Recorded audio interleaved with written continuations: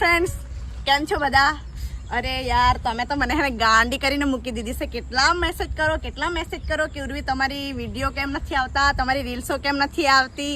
પણ હું જ જાણું કે મારી રીલ્સ વિડીયો કેમ નથી આવતી. તે વિડીયો કેમ નહીં આવતા હતા તે તમને હું કારણ કહી દઉં કે છે ને અમારું ફિલહાલ ઘર બનતું હતું અને ઘર બનતું હતું ને લગ્નના ઓર્ડરો પણ ચાલુ હતા. સાથે સાથે ઘરનું કામ સાચવવાનું, પછી ઓર્ડરો સાચવવાના. ઓર્ડરોમાં તો હું બહુ જ બિઝી હતી, એટલે છે ને બિલકુલ મને ટાઈમ નહીં મળતો હતો. તમને લાગતું હશે ઉર્વીનું ઘર તો બહુ ખતરનાક હશે, એ કદાચ પાકા ઘર માની હશે એવું પણ કોઈ વિચારતું હશે. ને આઈ થિંક ઘણા લોકો પૂછતા બી છે મને કે તારું તો મસ્ત ઘર હશે, મસ્ત પાકું ઘર હશે એવી. કે અરે યાર, ઘરે જ જોવા પણ આવતા છે અમુક માણસો. તો આ વર્ષે તો મારા જોડે એવો કિસ્સો પણ થયેલો છે. એક ભાઈ છે ને સ્પેશિયલ મારું ઘર જોવા માટે આવેલા હતા. તો તેને તો મેં કહી દીધું મિડલ ક્લાસ ફેમિલીમાંની છું એમ. તમને લાગતું હશે કે મેં પાછું હમણાં તમને મેં કીધું કે ઘર બનાવતી હતી એટલે ત્યાં બિઝી હતી, એટલે તમને પાછું એવું કે ઉર્વી કદાચ પાકું ઘર બનાવતી હશે. પણ એવું નથી, અમારું કાચું ઘર બનાવ્યું છે અમે. તે પણ અમે ભાઈ જોડે મહેનત કરીને અમે બનાવ્યું છે. તમે ભાઈને બતાવું છો. આ ભાઈ વાયરમેનનું કામ કરે છે હીરો, અને હું પાર્લરનું કામ કરું છું અને વિડીયો શૂટિંગ કરું છું. તેમાં થોડી ઘણી તેની ઇન્કમ આવે છે, બરાબર ને? સાચી વાત. હા, તો વિડીયોને એવું ઉતારું છું તો તેના થોડાક પૈસા ભેગા કરેલા અને ઓર્ડરોમાં જાઉં છું તેના પૈસા થોડાક ભેગા કરેલા અને ભાઈએ પણ ભેગા કરેલા. તો તેમ કરીને અમે બનાવ્યું છે. કેમ કે અમારા પર એટલી જમીન નથી, એક જ ખેતર છે અમારું. અને પપ્પા કશું કામ નથી કરતા અને મમ્મી પણ કશું કામ નથી કરતી.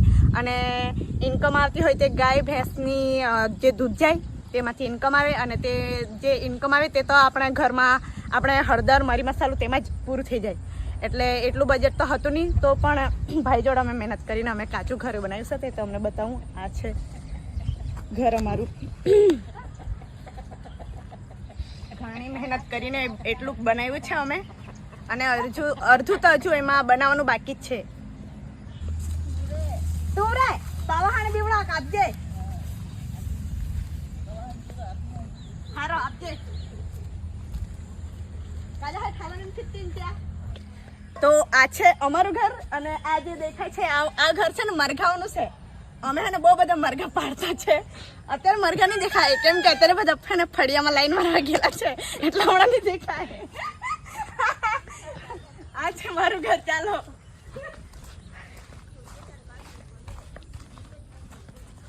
ઘર બનાવતા બનાવતા જેવું પતરા ચઢાવ્યા ને બીજા દિવસથી વરસાદ ચાલુ થઈ ગયો છે, એટલે અમારું ઘર રહેલું છે અડધું. એટલે એમ તો ઉપરનું થઈ જ ગયેલું છે, પણ દિવાલ એવી કરવાની હજુ બાકી છે. આ છે અમારું સામેનું, એટલે મેન ઓટલો આયરો. અને આ દિવાલ જે હતી તે દિવાલ છે. અને આ છે મારું અંદરનું. અહીંયા આમ પડદો કરી દે એટલે એક મસ્ત રૂમ. આ છે મારો રૂમ. અને આમ જોવા જઈએ તો આ પાછળનું છે. અને અહીંયા અમારું ટોયલેટ બાથરૂમ બનતું છે. તો બધું વરસાદી એ બધું હે ને બધું અડધું કામ રહેવા દીધું છે, કારણ કે કામ કરતા કરતા વરસાદ આવી ગયેલો છે, એટલે બધું કામ અમારું અડધું પડેલું છે. આ છે અમારું પાછળનું. ये पीछे का नजारा है. અને આ સાઈડ ગાય ભેંસ નો રૂમ છે આયરો અમારો. અને આ ઉપર અમારા ચારો છે. ચાલો બીજા રૂમમાં લઈ જાઉં તમને. ये हमारा हो गया है स्टोर रूम. जो આખો રૂમ ભરાઈ ગયેલો છે. અમે 3 ગાળા વાળું ઘર બનાવ્યું છે, તો બી અમને હજુ જગ્યા ઓછી પડતી છે, કારણ કે બહુ બધા સામાન જ એટલા બધા છે કે અમે કામ કે ખાટલા અહીંયા 3 છે. આ ટાંકો હજુ બહુ બધું. આ ફ્રીજ બધું હજી સેટઅપ બાકી છે. હજુ રસોડું પણ કર્યું નથી. રસોડું અમારું પાછળની સાઈડ આવશે. ચાલો રસોડું બી તમને બતાવી દઉં.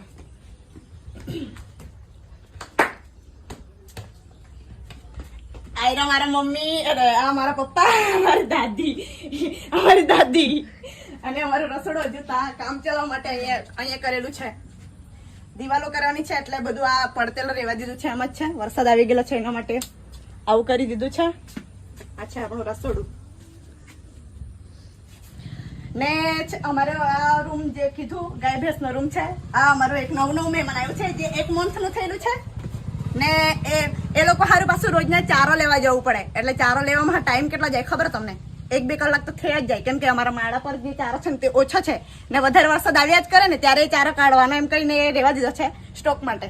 ને બીજી એક વાત, હવે 2-3 દિવસ સુધી તો થોડા ફ્રી તો દેખાતા જ છે, પણ હજુ કે રોપવાનું થઈ જાય ને ત્યારે પાછું રોપવાનું કામ ચાલુ થઈ જાય ને હજુ તો એ વાત તો છોડો, હજુ તો બધું એને વાડા ને બધા ઠાણવાના બાકી જ છે, કરીને ખેડાવાનું બાકી જ છે, ત્યાં બી ઠાણવાનું બાકી જ છે. એટલે બહુ જલ્દી છે ને આપણે કોમેડી વિડીયોમાં ભેગા થવાના છું ને જલ્દી કોમેડી વિડીયોમાં સપોર્ટ કરજો ને આ વ્લોગ કેવો લાગ્યો તે કહેજો અને મારું ઘર કેવું લાગ્યું તે બી તમે જણાવજો મને. મળીશું પાછળ બીજો વિડીયોની અંદર. Tata bye bye.